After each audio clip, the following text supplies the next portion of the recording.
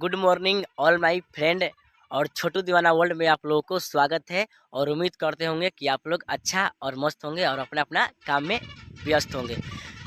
तो कल सुबह 6:30 बजे छोटू दीवाना इंटरनेट पर एक मेरा गाना आ रहा है, बोल बम का न्यू सॉन्ग है, ब्लास्ट दम है, आ रहल बा। तो गाना का बोल है, एक लाइन रहे कहे कि बिना एक लाइन रहले मजा ना आई। तो चलिए आप लोग के सुनाए तनी। हम कि हम चढ़ावे गइल रही जल रे, रिमझिम में पानी पड़त रहे छमा छम रे। अरे हम का कही हो ए हो, हम चढ़ावे गइल रही जल रे, रिमझिम में पानी पड़त रहे छमा छम रे।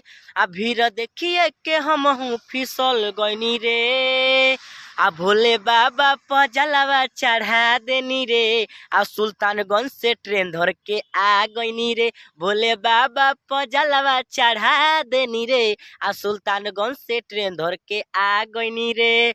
तो यही गाना आवता कल सुबह 6:30 बजे छोटू दीवाना इंटरनेट पर। तो प्लीज भैया आप लोग सपोर्ट करिए और जाकर छोटू दीवाना इंटरनेट कर आज सब्सक्राइबर कर लीजिए। तब आप लोग के बाय, फिर मिलेंगे नेक्स्ट वीडियो में।